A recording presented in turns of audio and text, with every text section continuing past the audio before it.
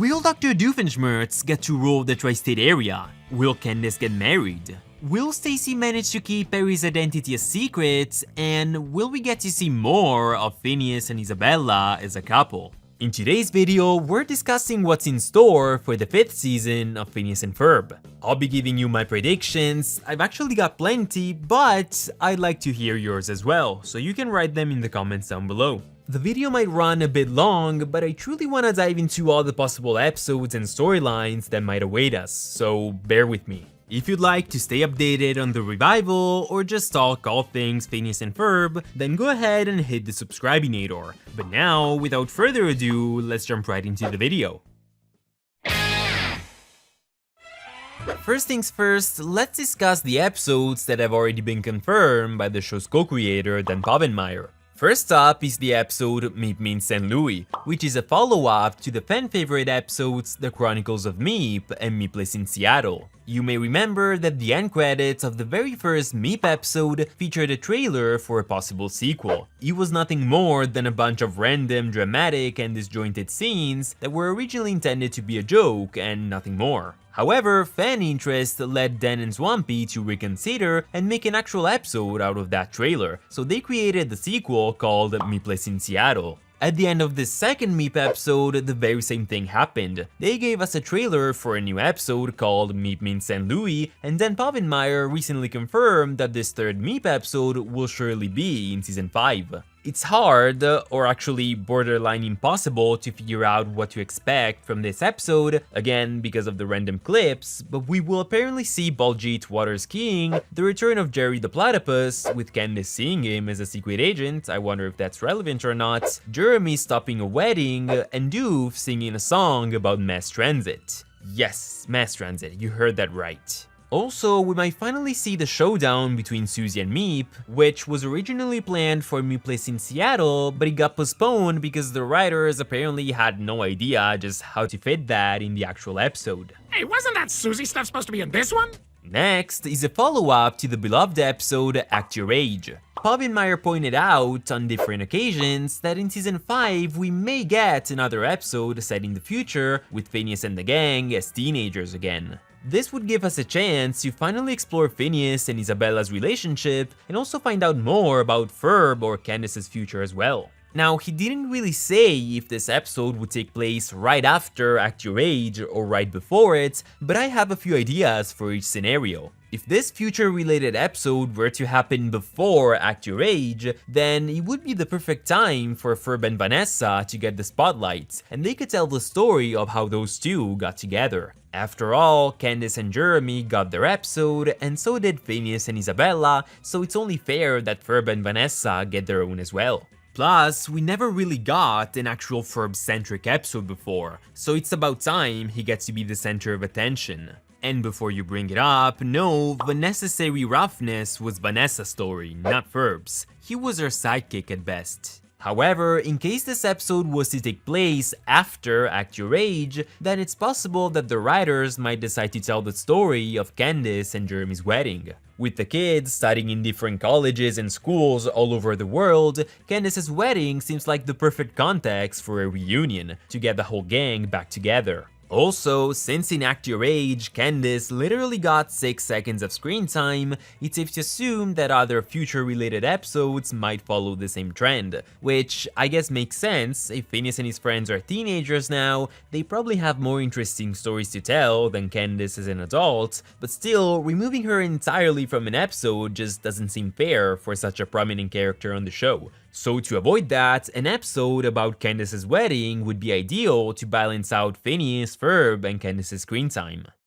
Something else we will definitely get to see is at least one episode, if not an entire arc, revolving around Stacy and Perry. You may remember that in Season 4's episode Happy Birthday Isabella, Stacy found out Perry's secret and convinced them not to erase her memory. Admittedly, 10 years ago, this event seemed like a huge turning point for the show and for Perry as a character, not to mention it led us to believe, or better, it led me to believe, it was the start of Stacy's rise to the status of main character. However, the storyline literally ended with that one episode, as their encounter was never brought up again, and Stacy and Perry never got a chance to interact again either. And this was so disappointing. It felt extremely pointless and frustrating even to tease the beginning of a new and original storyline, only to later ignore it and never take it anywhere. Luckily, now that we've been blessed with this revival, we can put our frustration, our torches and pitchforks aside and see how the story unravels.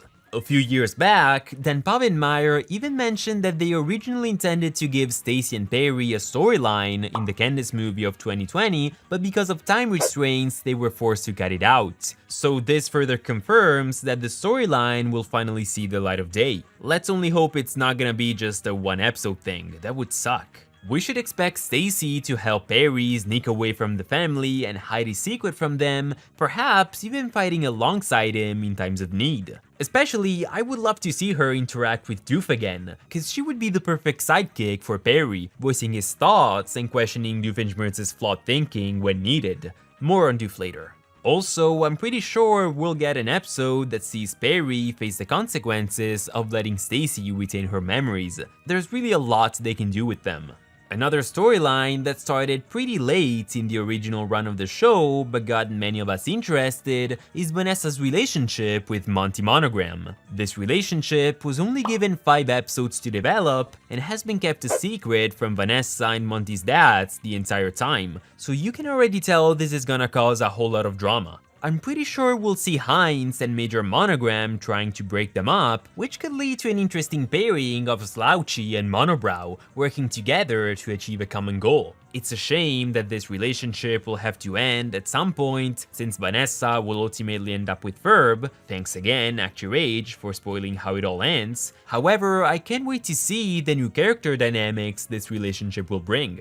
It's safe to assume that there will be some kind of confrontation between the lovebirds and their fathers, and I've said this in another video already, but I do want the Doofenshmirtzes and the Monograms to have some kind of awkward family dinner together, perhaps celebrating Thanksgiving or something. Having Doof, Vanessa, Norm, Monogram, Monty, and maybe even Carl and Perry spend the holiday together would be the most awkward and beautiful thing ever. And because Monogram has shown interest in her in the past, why not add Doof's ex-wife Charlene to the bunch as well? Something like this would easily become my all-time favorite episode. Of course, it doesn't have to be Thanksgiving, it could be any other day really, but I imagine this to happen on Thanksgiving and I just can't get it out of my head. Also, the show never had a Thanksgiving episode, so this would be something new. Another thing I'm so looking forward to is a follow-up to the Star Wars episode we got in Season 4, because honestly, that episode is the best. And it's just the perfect parody with a perfect story that dovetails perfectly with the story of Star Wars A New Hope. So it would be awesome to find out more about this universe, which, compared to every other parody and timeshift episode the show ever gave us, is definitely the best written one. Not only that, but this universe could also give the writers a whole lot of room to break the rules and just play around with the characters in a completely different, non-canonical universe. For instance, in the Star Wars episode, the writers made Phineas and Isabella become an item as kids, without making them wait 10 whole years. And since Act Your Age robbed us of a young version of Finabella, this could be the perfect opportunity for the writers to explore their relationship and see what would have happened if only they hadn't waited 10 years to get together. Also, this crossover/parody of A New Hope is the only episode in the entire run of the show that ever mentioned Phineas and Candace's biological father. Mom remarried? What happened to Dad? Funny story, actually. So why not have some fun with that? Perhaps making Doofenshmirtz Phineas and Candace's father. Given how this is a non-canonical universe, that would be a fun experiment. So yeah, a parody of Star Wars Episode 5, The Empire Strikes Back, would be a great opportunity to see everyone in a much different context. Not to mention, here, Perry can actually interact with Phineas and Ferb without having to hide his secret identity. Now, how cool is that? We felt a little betrayed and hurt at first, but bygones be bygones. Now we're good, right? Now, before we move on with some more stories and characters, something I would personally love to see, and this is probably the most important thing for me, is for this new season to be more story-driven. We all love the show the way it is, I know I do, otherwise I wouldn't have this channel, but I've always wished it wasn't so episodic. Little help here! This had better wear off before the next episode. You might not care too much about this, but this super episodic format unfortunately results in simpler and more predictable stories. And who wants those when you can have long and convoluted ones? Hopefully though, since Milo Murphy's Law and then Bob Meyer's newer show, Hamster and Gretel, do sometimes use serialized storytelling, we can expect Phineas and Ferb's revival to do the same. And if it does, then I swear I'm gonna cheer. We can finally get more elaborate arcs and stories with higher stakes that develop over multiple episodes. That would be the dream, honestly.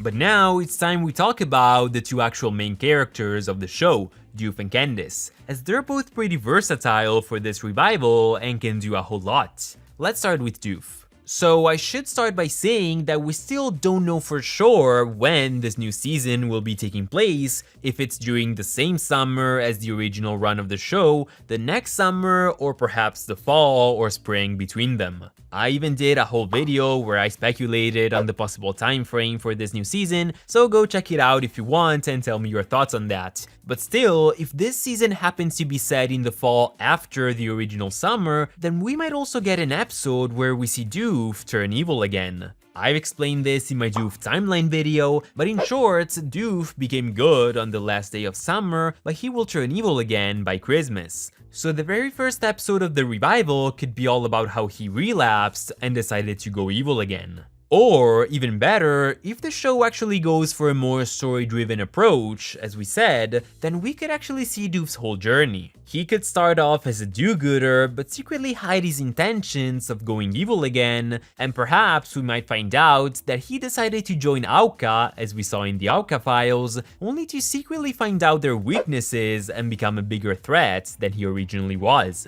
I mean, Heinz can stay just as wacky and lovable, but why not take his scheming to the next level? It's also safe to assume that in the final episode of the season, or the final episode of the final revival season, in case we get more than one, we will see Doof turn good again, but this time once and for all. I mentioned this in my last video, but another thing we might see in the revival is Doof finally standing up to his parents, calling them out for their abuse and therefore getting the closure that he deserves. He never really did that, and I think it's a necessary step he needs to take in order to grow as a person. Perhaps Vanessa could be the one pushing him to do so. It would be so satisfying.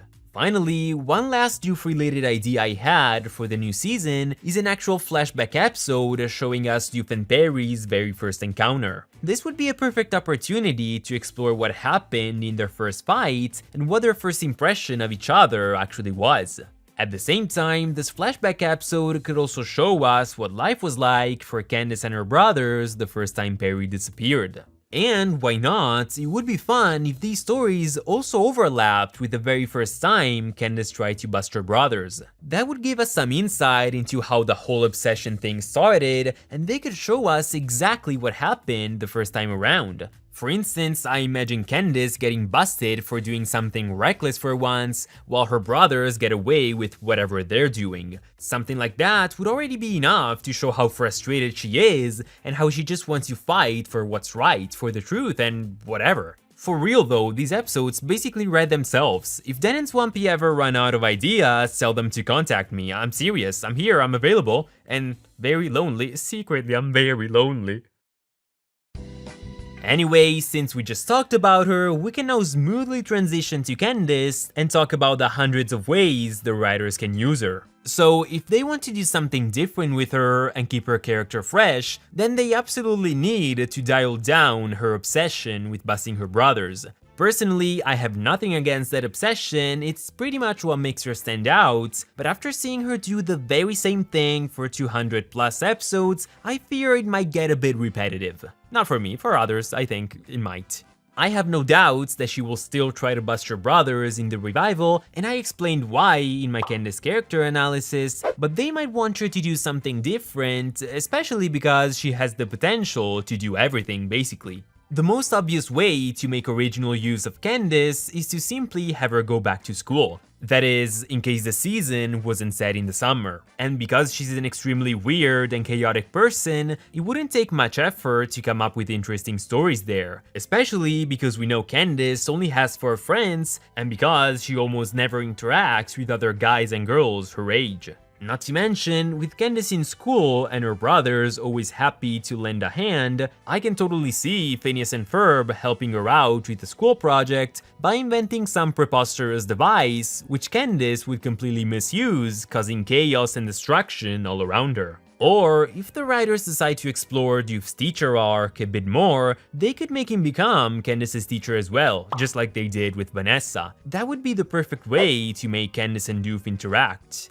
Plus, since Stacy's in Candace's class, and since wherever Heinz goes, Perry follows, having Candace and Doof in the same place at the same time would also give Stacy and Perry a chance to meet up as well. Actually, with or without school, one thing I'm 100% positive we will see in the revival is for Candace to get involved in Stacy and Perry's story. In particular, while Stacy will try to hide Perry's secret from her, Candace could get all suspicious of her best friend acting weird, and I imagine she would start following her around, speculating and investigating as she did in elementary My Dear Stacy. This, of course, would force Stacy and or Perry to lead Candace in the wrong direction so that she doesn't find out what they're actually hiding. And who knows, this arc could someday even culminate in Phineas and Ferb finding out Perry's secrets, but this time without getting their memories erased. That would be the perfect way to end the season or the show itself. If you think about it, it would be the perfect final send-off for the show and its characters. Anyway, moving on, another way to make an original use of Candace, in my opinion, is to bring back the fact that she's a Fireside Girl. Years back, Jeff Swampy Marsh confirmed that after the events of Fireside Girl Jamboree, Candace is still technically part of the organization, so I can totally see the writers bringing this up again, making her take part in one of Isabella's missions, like the ones we saw in Isabella and the Temple of Sap and B-Story. Or perhaps there could be an emergency of some sort, with Isabella and every other Fireside Girl reporting for duty, and Candace being forced to get involved despite probably not giving a damn about it.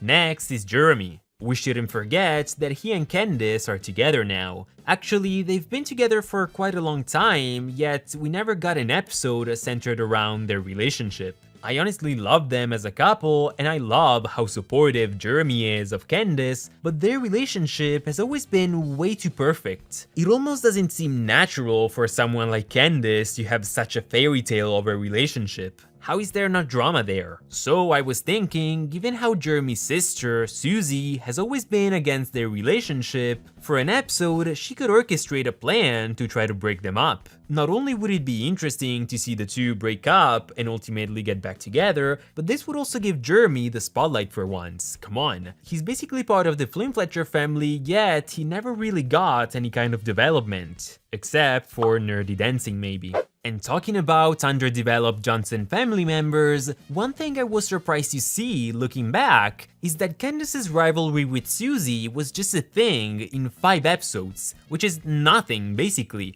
They got 3 episodes in season 1, a single episode in season 2, and another one in season 3, and that's it, nothing else. How is that possible? This is, hands down, one of my favorite character dynamics in the show, and it is, objectively speaking, one of the most interesting ones. Yet, it never got explored in detail as much as it deserved.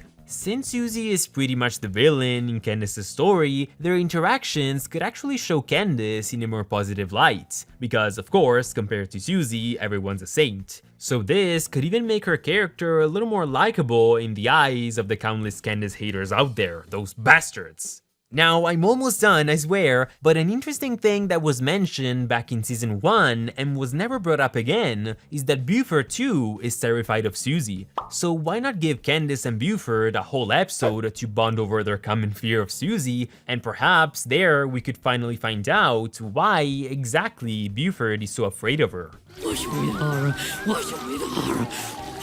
And to try something different, for an episode, Susie and Candace might have to team up and work together for Jeremy's sake. Perhaps, since neither of them would want him to move away for college, they might enact a ridiculously convoluted plan to make him go to Tri-State State, or in general, whatever college is closest to Denville. And finally, going back to the whole future wedding idea we mentioned earlier, they could have Susie try to sabotage the wedding, so that Candace doesn't marry Jeremy. That would be the perfect way to add stakes to the story as well. So even though people often just reduce her to an annoying brat, Candace is pretty versatile as a character. She could do a whole lot with a whole lot of characters, whether it's her brothers, Stacy, Jeremy, Vanessa, Susie, the Fireside Girls, or simply going back to school. There's just a world of possibilities for her. And to think she's the most hated character in the whole show. And they'll be busted!